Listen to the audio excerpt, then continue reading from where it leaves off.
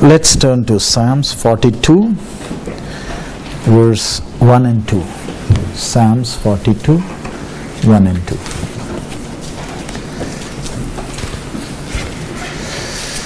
It says, Psalms 42.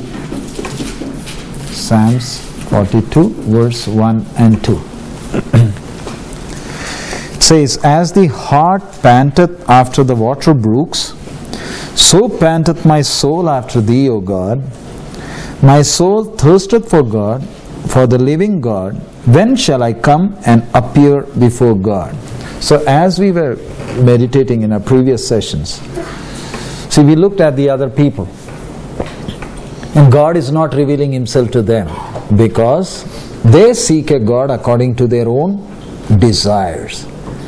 And I just want you to look at one more verse, 2 Thessalonians chapter 2, verse 10. 2 Thessalonians chapter 2, verse 10. It says, you can open your Bibles here. And with all deceivableness of unrighteousness in them that perish, because they receive not the love of the truth, that they might be saved.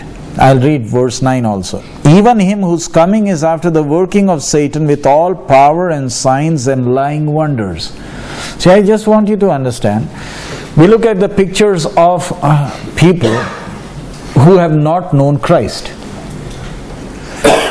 But on the other hand, you know of believers who have known Christ. And what's happening in the church in general today? So many are being deceived by these so-called miracle workers. There are prosperity preachers, there is slaying ministry, there are so many things happening inside the church. And who is allowing all of that? Who is allowing? It's God who is allowing, simply because in spite of knowing the truth, when you don't want the truth, He'll allow this to happen. Did you read verse 9? Even him whose coming is after the working of Satan, with all power and signs and lying wonders. So why is God allowing Satan to come with all signs and wonders? Can God step in between and stop all of this? Why is God allowing all of this? See, I want you to look at the two things. One, people outside the church. Number two, people inside the church. Outside the church, people are doing all those rituals. Inside the church, you see what is happening. People have messed up their faith. So many signs and miracles are happening. Who is allowing it? God is allowing it. Why? Because here it says, verse 11, and for this cause God shall send them strong delusion, that they should believe the... Is it there in your Bible? God will send delusions that you should believe the lie. Can you just stop and think? What kind of a God are we serving? Who will send delusions that I should believe the lie? And with all miracles, signs and wonders. Why that? Because I don't want the truth. See, that is what I am supposed to do. Deep within me, I am a human being. I have shortcomings. There are many things. But deep within me, do I want the truth? Or do I just want to be comfortable? That's the key thing. And God is going to deal with you based on that sincere desire. Deep within you, if you have the desire to know the truth, God is faithful to lead you on. But then if you choose that I don't want the truth, God will leave you to your desires. He will not just leave you, He will send a strong delusion. To just give you an example, suppose I start performing miracles, will people come here? Yes. Many more? Yeah. And you won't check the doctrine that I am teaching. You will accept me as a servant of God. All that I have to do is perform some miracles. You have to be so sensitive to discern whether this man is sent by God or is it Satan working. Today so many things are happening inside the church. Who is allowing it? God is allowing. Because I don't want the truth. Now you look at, as we read in Psalms 42, as the heart panteth. Can you read that? We're coming back to that verse. Psalms 42, verse 1. As the heart panteth after the water brooks, so panteth my soul after thee, O God. So here we look at the song of the sons of Korah. What are they saying? As the heart panteth after the water. That's where I have an issue. I don't have the thirst to know God. I know this is the truth, but that hunger is no more there. You know, when you are sick, what's the first sign that you are sick? You're not hungry. Your hunger is gone. But you are not on the bed. You are walking around. You are doing your work. But you know, the first sign, you no more have appetite. Same way, I need to be sensitive. If I don't feel like reading the Word, that's a signal for you. Stop your work. There are things to be sorted out. You understand? If I don't feel like studying the Word and praying, as I used to earlier, it's better I close my work and sit alone with God and find out, Lord, why is it that I have lost the hunger to know you? I don't enjoy the Word as I used to. That's when you spend time alone with God, that's when God will talk to you. But there is something that is happening in your life that's not according to my will. You are stepping out of my will. But for that there is an effort. What's the effort? I need to be alone with God. And when I do that much, God will lead me on. So our desire, our zeal should be, a hunger should be there. Not to do the formalities, but to know Him. And who is He? As we see, what is His name? I am that I am. That is God. Different religions, they have their own kinds of teachings, all confused. This is the only book that clearly tells us who Creator is. Can you just imagine if we didn't have this book, how would we walk? 66 books. For how much did you get this book? What's the cost for a Bible? $30 or $50. 66 books for $40. Why has He given me? So that I can know His nature, know His character, because He doesn't change. The heavens, Psalms 19:1. What does the Bible say? The heavens? Can I just look up? Man, what am I? This huge universe. And as far as we know, life is only possible here on this earth. Now NASA scientists are saying by 2050 we will show that there is life on other planets also. By 2015. 2050. 2050. 50. That's a long way. That's the confidence of man. By the time 2015, half the world is on fire. And 2050, God knows what's going to happen. But when I look at the universe, when I look up, what am I? I am nothing. And can you see the Creator, how He is revealing Himself? By His Spirit, He has garnished the heavens. That's what Job 26:13. He has garnished. Has He made it beautiful? And you see, man is trying to look up. Can we see everything? No. We have these telescopes, and in spite of the telescopes, we can't see everything clearly. And you know what is man doing? Risking so much, he's going up. Man, why are you going up? I want to look around.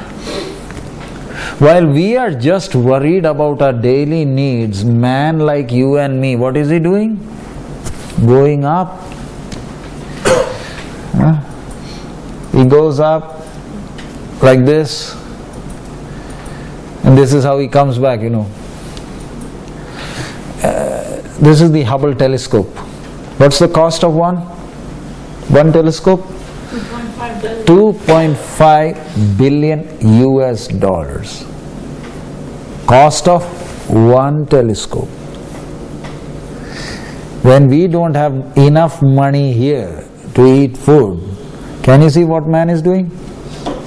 Why are you investing so much money on this one thing? What is man saying? Man, this universe is so huge, man. We can't see the edge of it. And life is only possible where? On this earth. Is the universe clearly talking to us? If we have the ear to hear. The universe is saying, man, all this is yours. The Bible says, Romans 8:17 says we are called to be. Can you take Romans 8:17? Romans 8:17. I want one of you to read.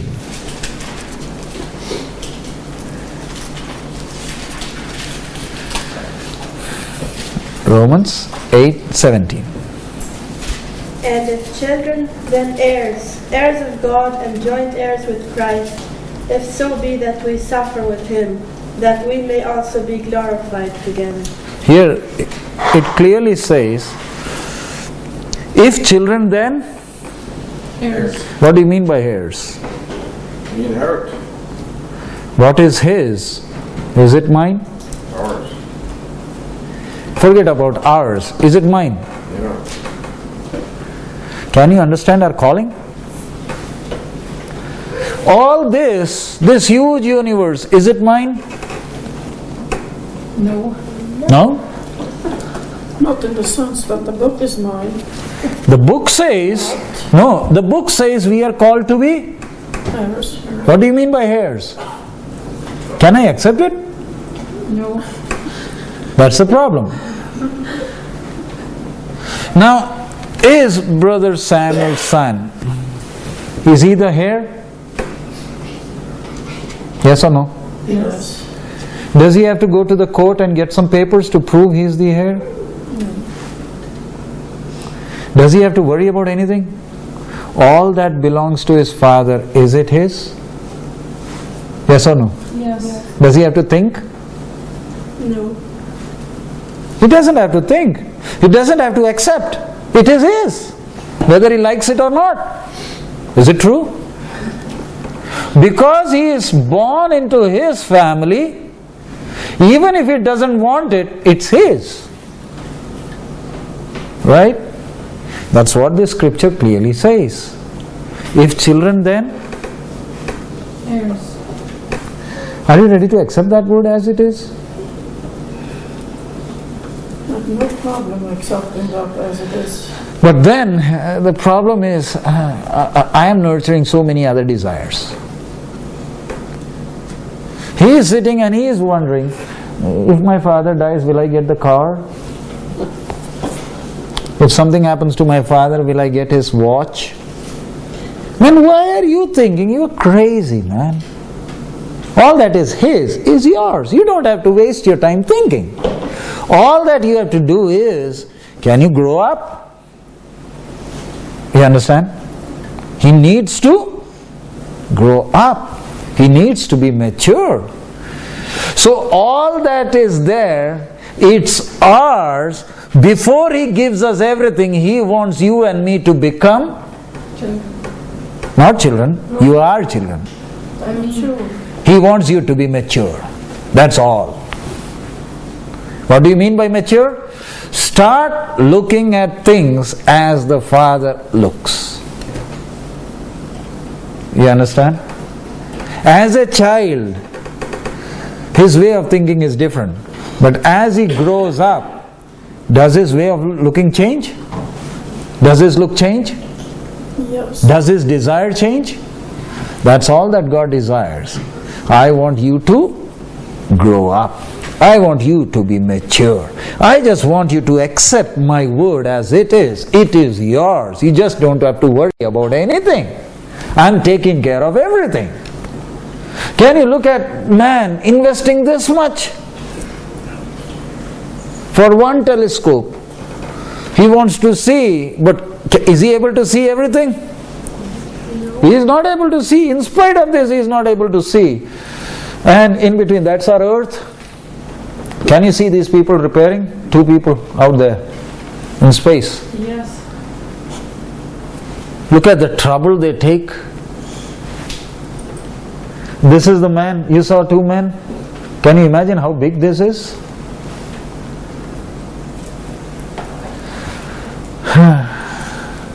And have you heard of this? International Space Station? Yeah, I've heard about that. 23 countries have made this together.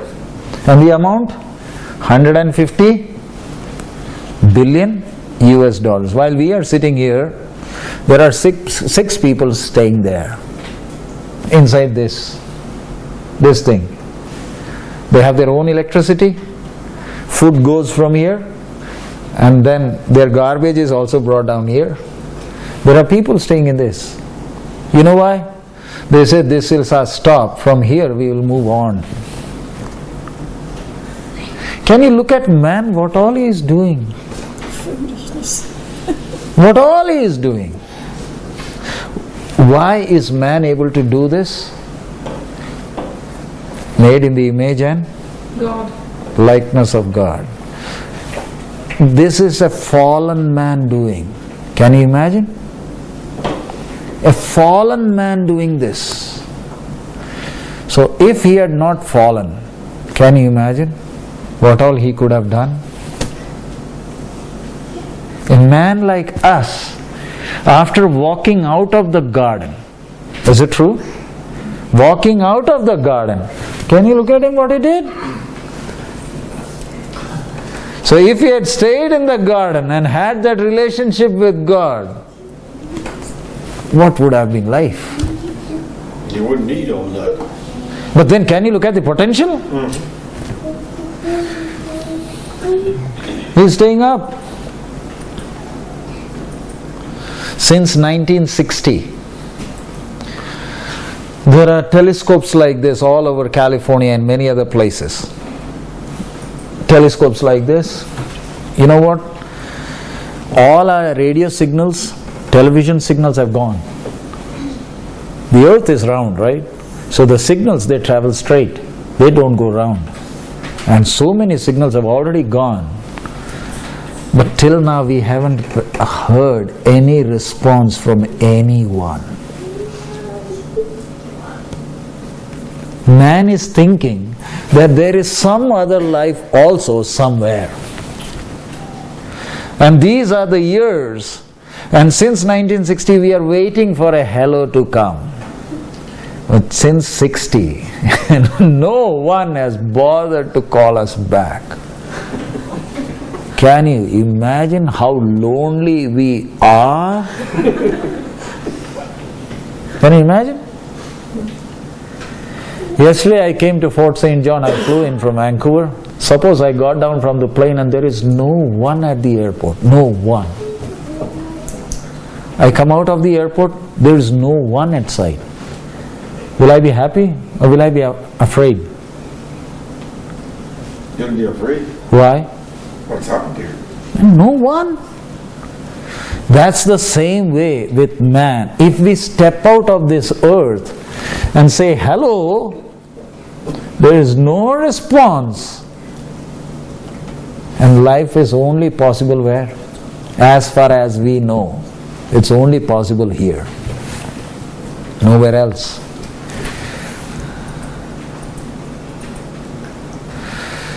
In 1977, we sent these Voyagers, 2 Voyager spacecrafts. And you know what is there on the Voyager spacecraft? You see this golden disc? This disc is there in that spacecraft. We sent it when? 1977, and it has already crossed our solar system and it has gone into the interterrestrial space somewhere far. And we have recorded man's voice. President Jimmy Carter's message is there. Kids' crying voices have been recorded. The cries of the animals, everything has been recorded onto this golden disc and has been sent. For someone to find. Someone to find. It's someone putting a message inside a bottle and throwing it into the ocean with a hope that someone will find it. Same way we have sent a bottle. Until now, Is that what that is? they have not yet found it. They have not found anyone replying back. This is Voyager 1 and Voyager 2. It's gone.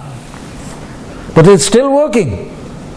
Sent when? 77. This is 2015. So how do you know it's still working? They're tracking it. Signals are coming. You go to Houston. The reason they know it's working is it's still sending signals and it's informing where it is now. And the scientists are so surprised, they said, man, we never thought it will cross the solar system, but it has gone. It flew around Jupiter, it flew around Saturn, it flew around other planets and it took off. And still going. And no way to get it back. But what have we put on this? President Jimmy Carter. I think he's dead. But no one is interested to hear his sermon or his preaching. Can you imagine? So why I'm showing you these things? It's only this small earth we call our home that we, created in His image and likeness, we are here for a few days. I hope you understand how serious life is. Heaven, not earth, is my home. And is this earth rotating?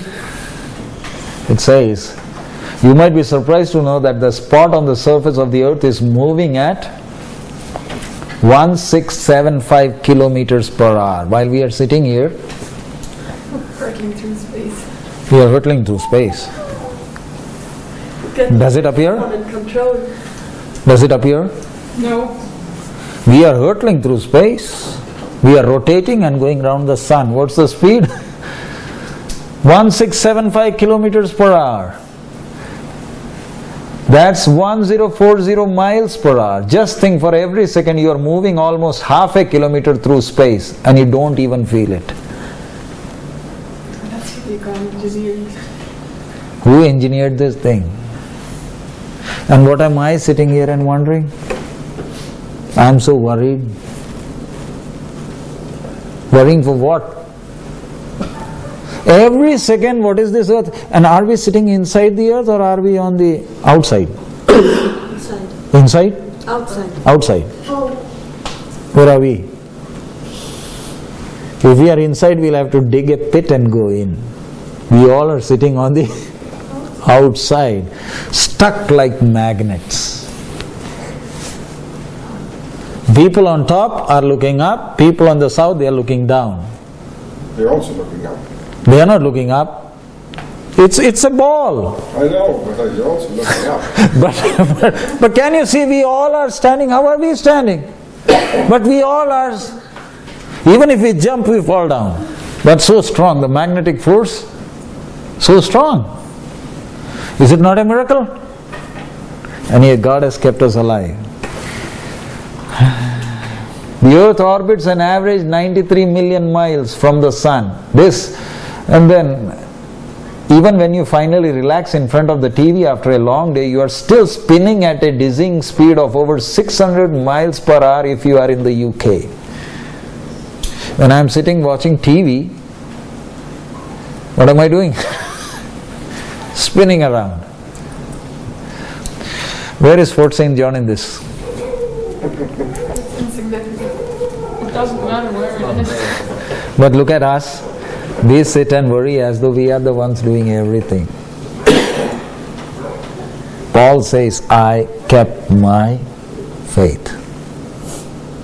So you know what happens? What takes us away from God? He is always there with us. When I start nurturing worries, that's when I don't sense His presence. Because when I am nurturing worries, I am questioning His faithfulness. You understand that?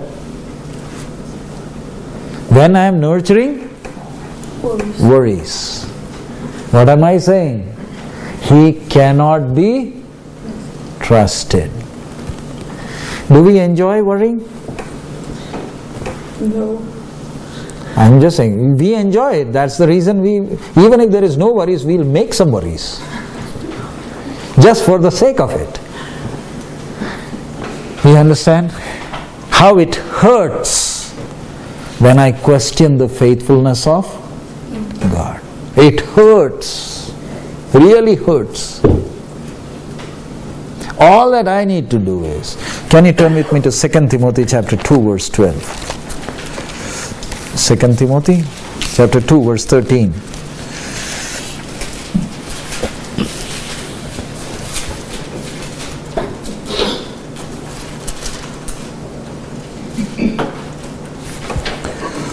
If we believe not, yet He abideth faithful. He cannot deny Himself. We read that verse and we just move on.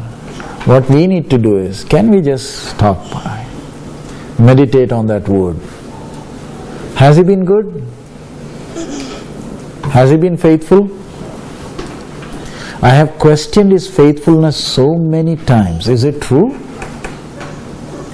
Not deliberately, but yes. Unknowingly or knowingly, we have questioned His faithfulness. And you know how much it hurts?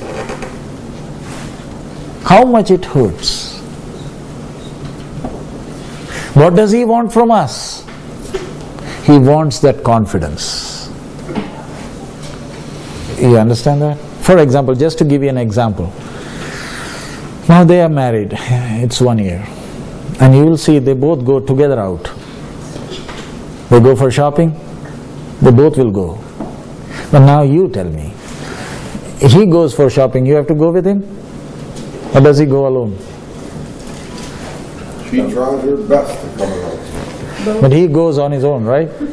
But when you were married, when you were new, you both went. But now, how come you send him all alone? Because what has happened? That trust has come. It took many years for that trust to build up. I don't think that's a good analogy. Why? You need to understand, when we are new, when we get married, when we are new, we don't know each other much. It takes time to know each other. As we know each other, what's developing? That trust is building up. You understand? But it takes time. It doesn't happen overnight. Same way with God, as we walk with Him, what happens?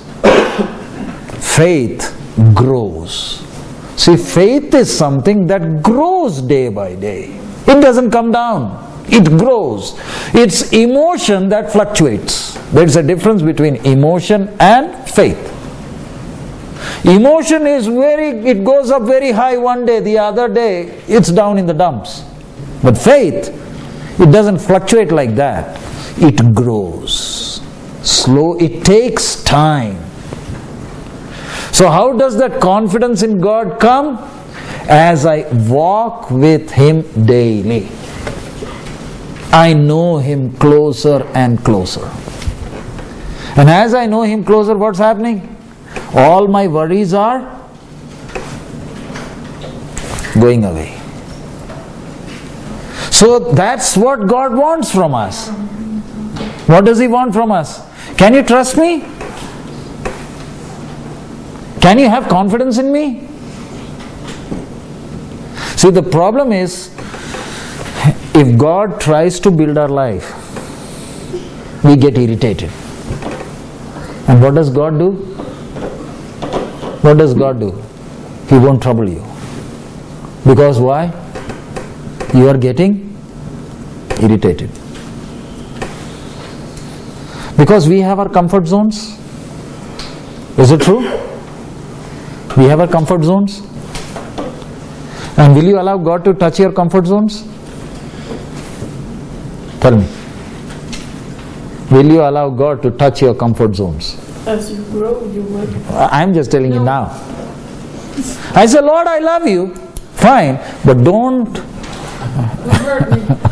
don't change my comfort zone. And if you have to know Him, all that you have to do is just trust Him. Does He know what He is doing? Does He know? Yes. Step by step, as we realize His way in our work in our life, what is happening? That trust is building up. That closeness is coming.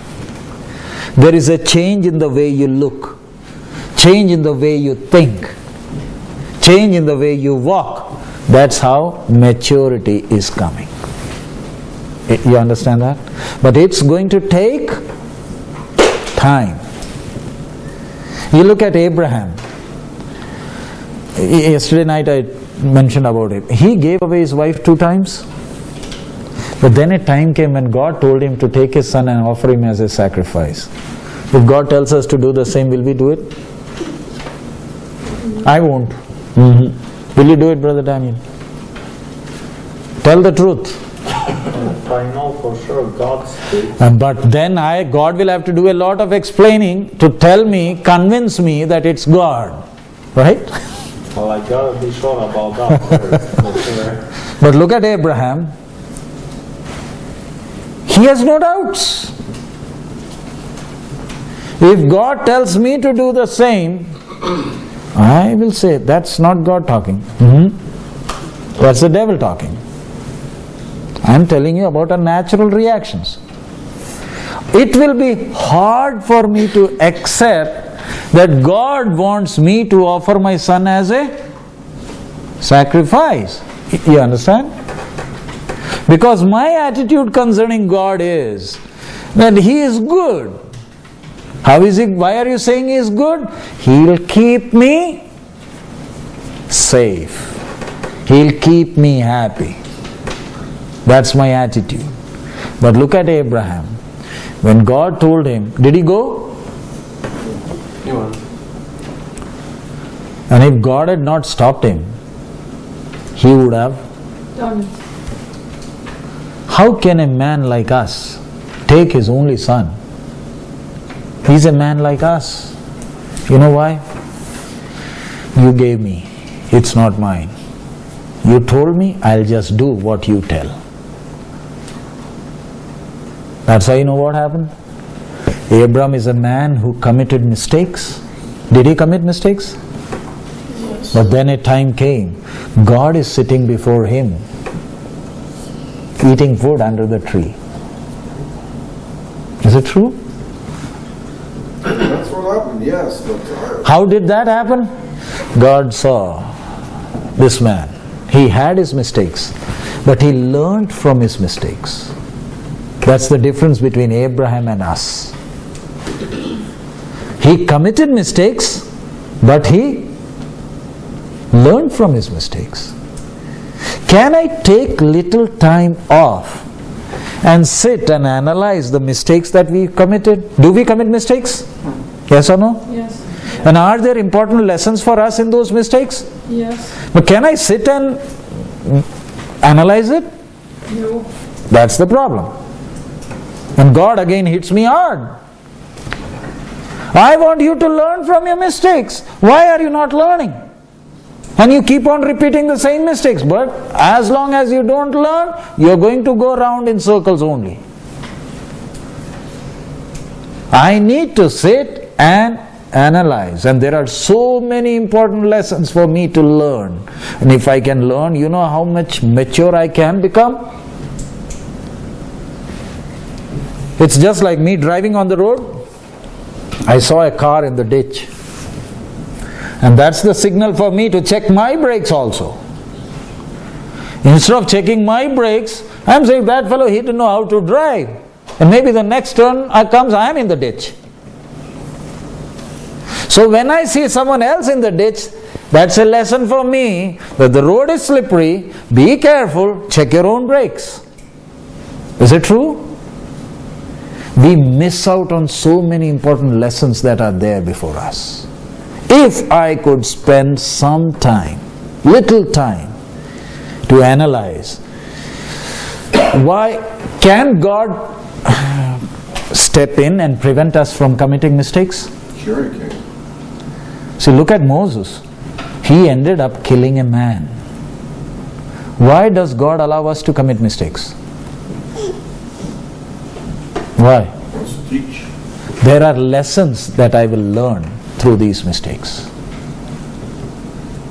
For example, can you turn with me to Abraham, Genesis chapter 12? Just giving you practical examples. Genesis 12. Verse 10. Can you read it? Genesis 12, verse 10.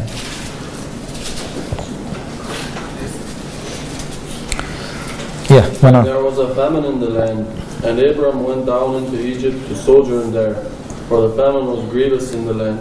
Verse 11.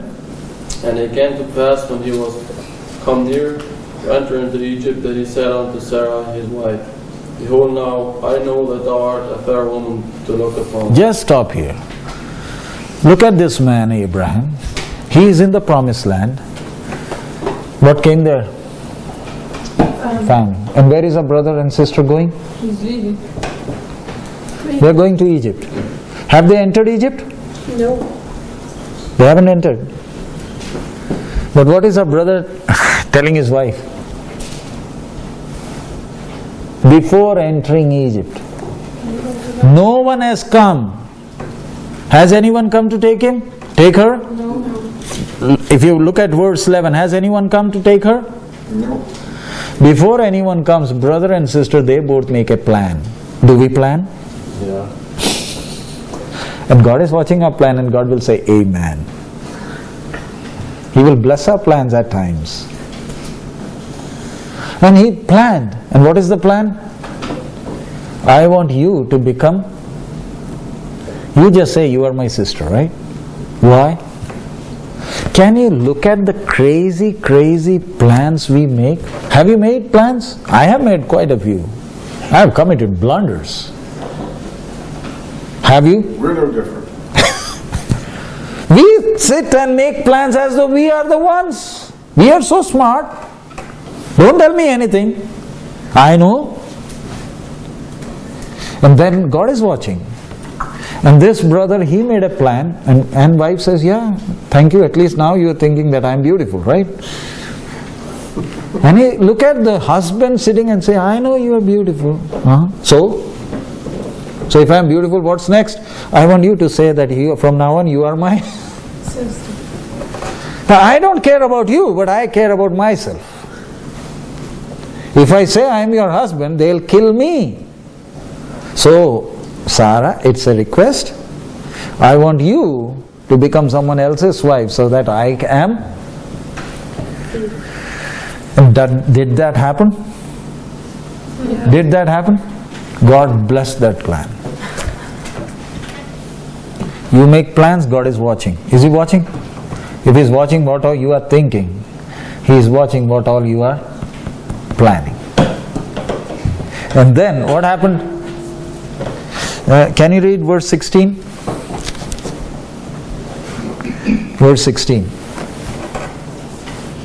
And he entreated Abram well for her sake. Mhm. And he had sheep and oxen and he asses and men servants and maid servants and she asses and camels. Now look at the scripture. He gave whom? Whom did Abraham give? Sarah. And what did he get in return? All these animals. The scripture is mentioning all those things. Can you imagine? The scripture is not saying he got a lot of wealth. The scripture is giving the whole inventory. It says, and he treated Abraham well for her sake. And he had sheep, oxen, he asses, men servants, maid servants, she asses and camels. Why is the Spirit of God mention all of that? Because you blessed. You blessed him. He gave whom? Sarah. You gave one wife through whom the seed of the woman has to come, and what did you get? Some he asses and some she asses. You understand that? And is he praying? He says, thank God, I am lucky. I came all the way from Ur and finally I turned out to be the brother-in-law of Pharaoh, right? Because what has he said? Who is she? My sister. My sister. So, who are you then? So the Pharaoh takes his sister and he ends up becoming what? Rich. Brother-in-law of Pharaoh. Is it true? Yes. You are the brother-in-law. And the Pharaoh says, yeah, take all the camels, all the donkeys, everything. Through her, who has to come? The seed of the... Look at our own life. Did God tell anything to Abraham? Did God say anything? But God called whom? He told Pharaoh. 17. And the Lord plagued whom? Pharaoh. Who did the mistake? Abraham. Who should be punished? Abraham. But who ended up being thrashed? What kind of a God is that?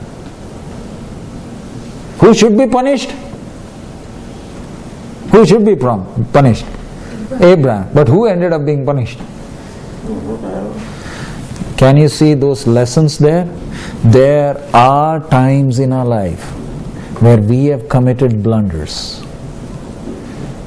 God didn't trouble us, but others had trouble because of us. And now look at him. And Pharaoh called Abraham and said, what is this that thou hast done unto me? Why didst thou not tell me that she was thy wife?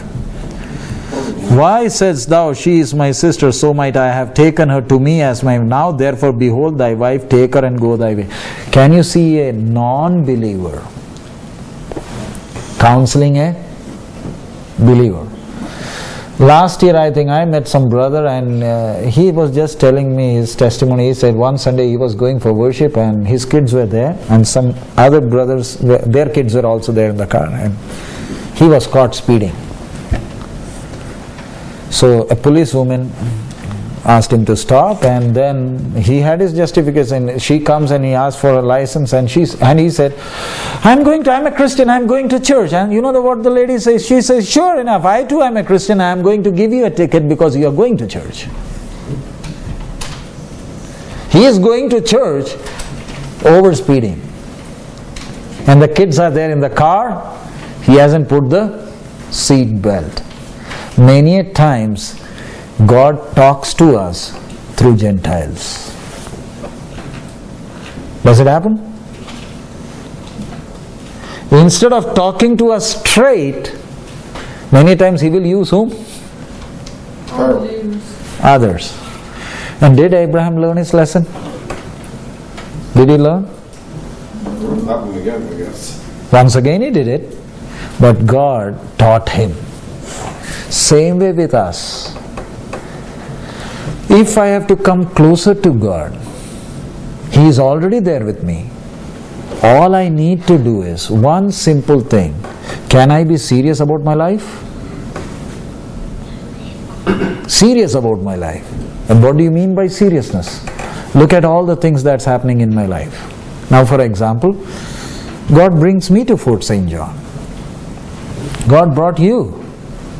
We all are here sitting under this roof. It's not an accident, is it?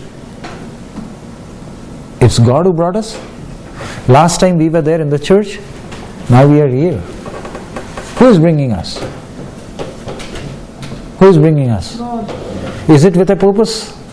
Yes. For sure. Maybe. We don't know where God will take you. So all that we do many a times is we just sit and say thank you.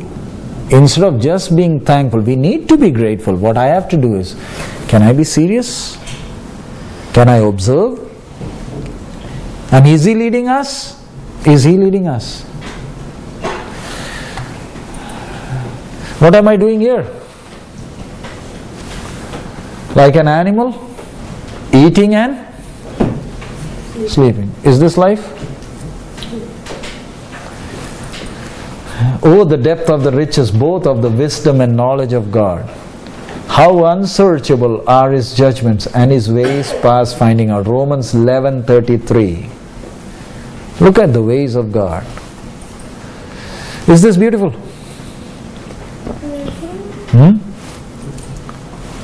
Beautiful? Yes. Very.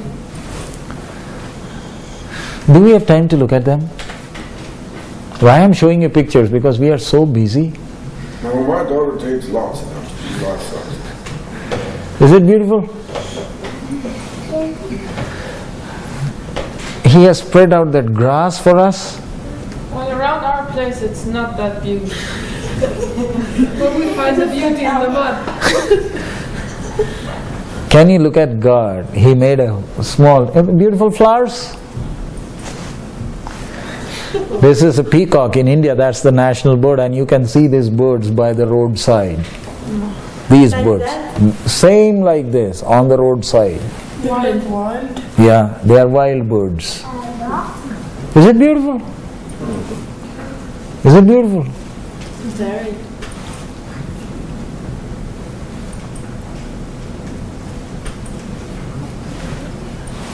Can you look at it?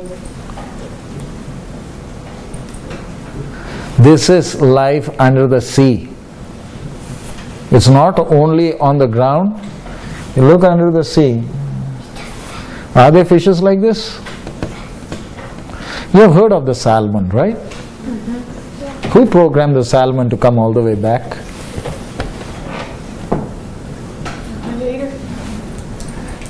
Is it beautiful?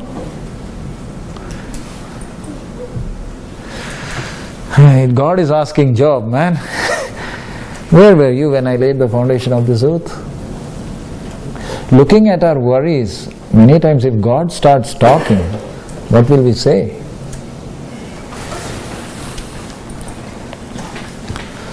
Do you see this in Fort St. John? What is this saying? There will never be another flood. What is this saying? There will never be a flood again, a worldwide flood. When you look at the rainbow, you know, there are tears in your eyes. He didn't put that thing up so that you can say it's beautiful. He's telling us, have I not been faithful? And you? Many times we are not even bothered to look at this. Even if we are not bothered, is there the rainbow there? Can you look at that? Even when I am not looking at it, the rainbow is there. After every rain, you have the rainbow there. And what is the rainbow saying? He has been faithful. He has kept His covenant till now. Where am I? Am I not called to be the heir?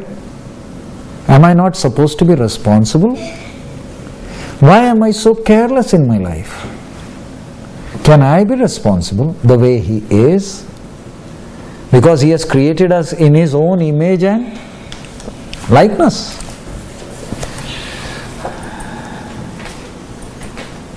It's so beautiful. Flowers, how many varieties of flowers? More than 1 million flowers. Each has its own color.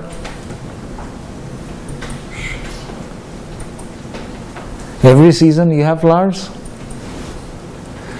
See, look at the mind of God.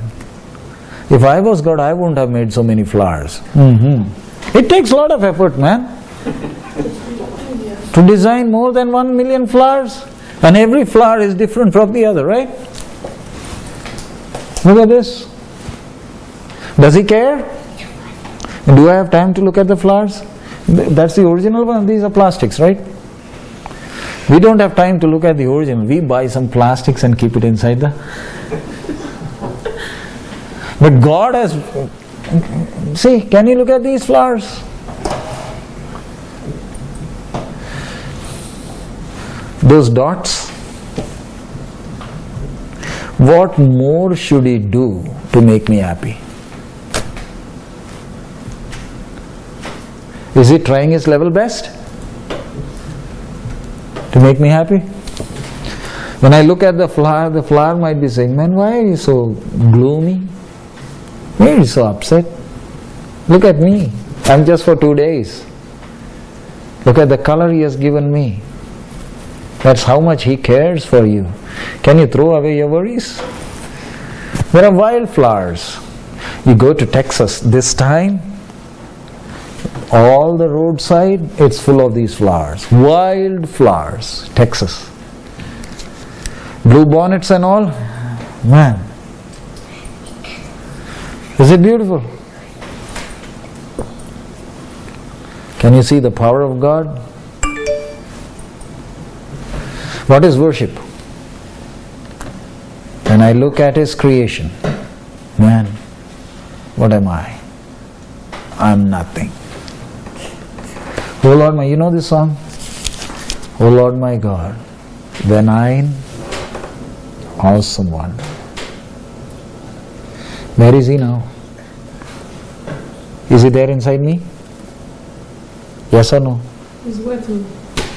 Can you just imagine, Creator of the universe inside me, while the Jews are crying outside the wall, what a great privilege I have. The Creator is with me. Is that the most blessed privilege? Let any problem come in my life. Is He there with me? Will He leave me? Can I just accept that fact? Can I accept it? But I am not alone. He is there with me. And has He promised that I'll never leave you alone? Has He promised? That's when the devil brings many thoughts. Instead of accepting the promises of God, you know what? I accept his thoughts. Whose thoughts? The devil's thoughts.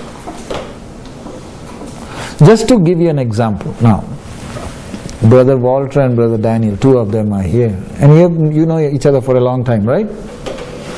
How many years? Almost 6. 6 years? I came here only last year. And I just tell Brother Daniel, I have something to say. Be careful concerning that man, Samuel Walters. He is not the man you think he is. Can he accept my thought? Probably not. Yes or no? He can. It's up to him. He can just tell me, can you just shut up? You just came here last year. I know this man for 6 years. Can he say that? You can say that. He can say that. But you know what? He decides to believe me. He decided.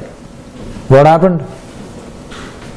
Now how is he looking at Brother Walters? The moment he accepted my thought, now how is he looking at him? Differently. Now Brother Walters will say, what happened? Brother Daniel, he doesn't even... Something strange. Who came in between? Who came? I came. I put a thought and I'm gone.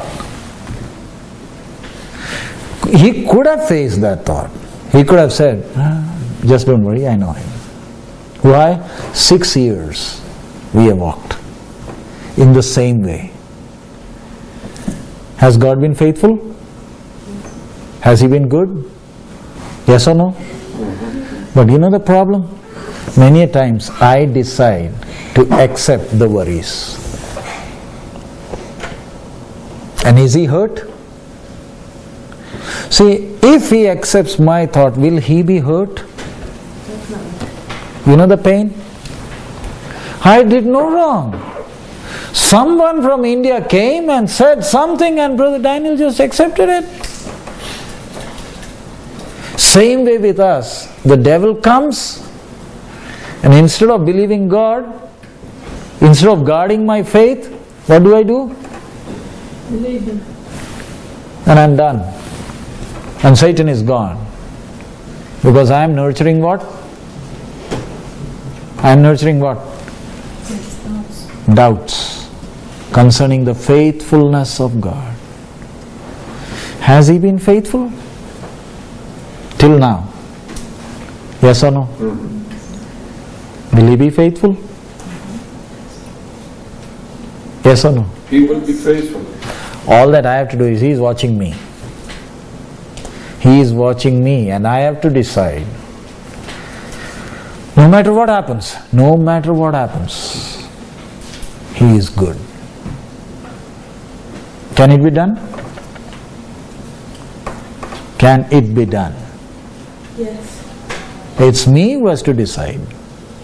No matter what happens in my life, I have this small book in my hand. And through my experience, I know He has been good. This book also says He is good. Is that enough for me to stand? But then the problem is, since I am not feeding myself with the Word, I have started nurturing some doubts. This book is closed for me now. You need to understand, it's God who won't allow you to read this book. It's not the devil. It's God. The one who wrote the book, where is he now? The one who wrote the book, where is he? Is he inside us? Yeah, he's in the temple. He is inside us. Look at the privilege we have. You go to the bookstore, you buy the books, but will the author come with you? No. You just buy the book. And look at this. You got the book for $30 plus. Who is there with you? The author is with you. But still many a times I don't feel like reading the book because I am nurturing many plans, many desires. I am offended at God. So what did God do? I am not good enough to be trusted. No point in reading this book.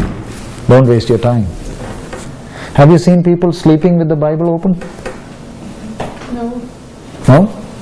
You don't feel like sleeping. Don't take sleeping pills. Just open your Bible and you will sleep.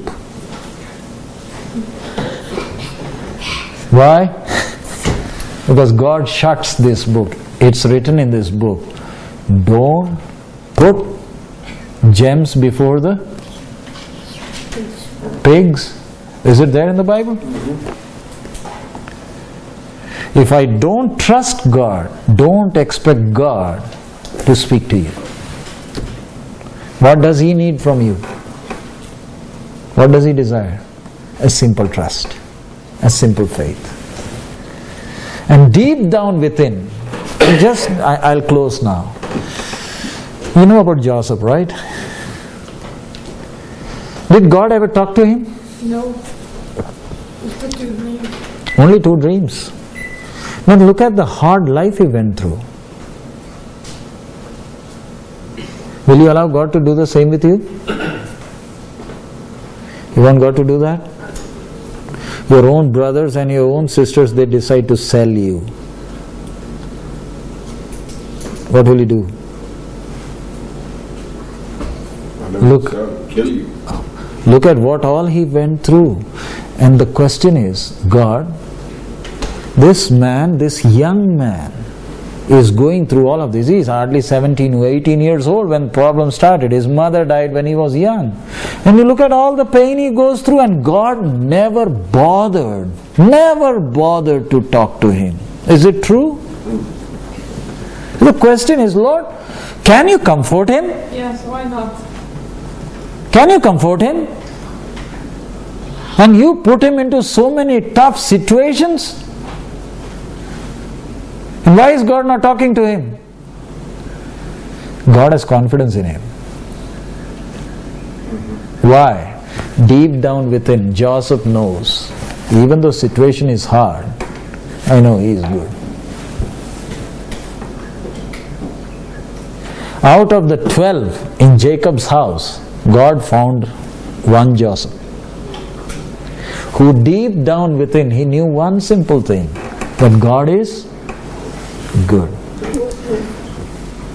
Can you accept that simple thing, that God is good? Not here, but here. We know many things here, but the problem is it should be here. And if I accept that He is good, that will allow Him the freedom to mold me, to change me. And I need to give God the free hand to mold my nature. I hope you understand. So now I'll close now. The same God, I am that I am, is He sovereign? I'm closing here, sending you with a thought. Does He control everything? I want you to go back, meditate on it, and come in the evening. Is He sovereign? Sovereign, you understand? Is He still ruling over everything? Yes or no? It doesn't look like it, but it is.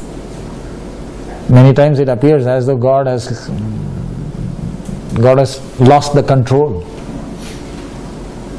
But from day one till now, He has never lost His control. And never will. That's God. That's the reason He says, I am that I am. He has never changed, He has never lost control. So what we need to do is, I need to check my own life. Is the hunger for God increasing or going down? If it is going down, that means somewhere down the line, I have started nurturing my own plans. I've started to go out of God's will. That's why I am no more sensing that freshness in my spiritual life. You understand that word freshness? Yes.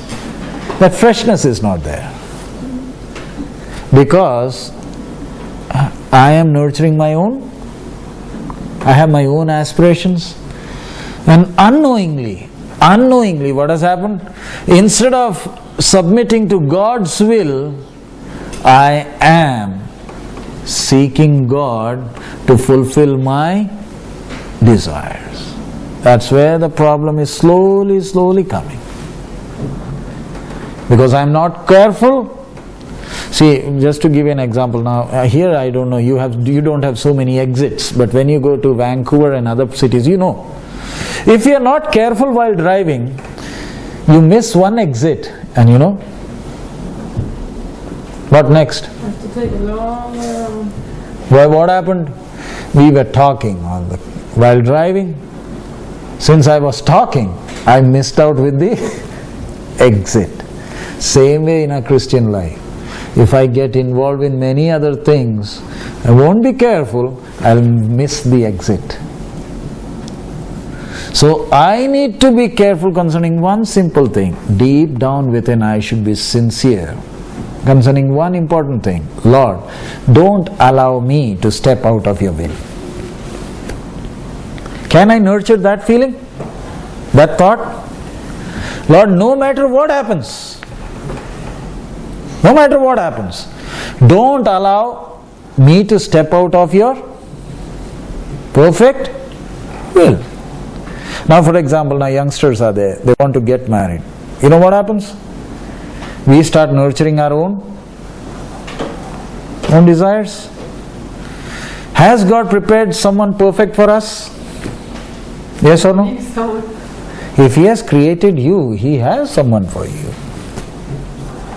But then He will only bring that person if I am eager to know God's perfect will.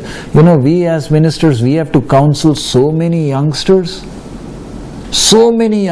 And you know, we face problems where both husband and wife are sitting there and we know they are not meant for each other. We know. And it's not going to work. Because they didn't choose God's will. They just messed it up. And now as ministers, we can't tell you to divorce. We can't. All that we can do is tell you we'll pray. But we know it's not going to work. It's only if God will do some miracles. So many marriages have broken up. Why? Instead of seeking God's perfect will, what did I do? I was nurturing my own desire. And God will not reveal His will. You understand how delicate it is? God is watching. Will you trust me? Will you trust me?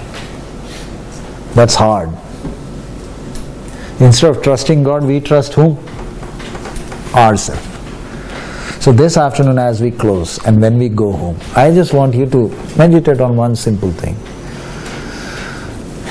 Can He be trusted? I need to accept it. I know, Lord, You are good. I know You are good. I know You created me. I know You are there with me. Don't allow me to step out of Your perfect will. Will He be faithful? Yes. He will be faithful. If He has been faithful till now, He will be faithful. Can we close our eyes and bow our head? Thank You, Lord. As we have been meditating on the Word, we have been looking at the faithfulness of God. We looked at Abraham. He committed mistakes. As we go back home, I just want you to spend time meditating, learning from our mistakes. God allowed those mistakes so that we can learn. Father, we praise You and thank You for this time. Thank You for Your precious Word. You have been faithful. Even though we have questioned Your faithfulness many times, thank You for Your long suffering. Thank You for Your grace. Thank You for Your mercy. Continue to speak to us. In Jesus' most holy name we pray. Amen.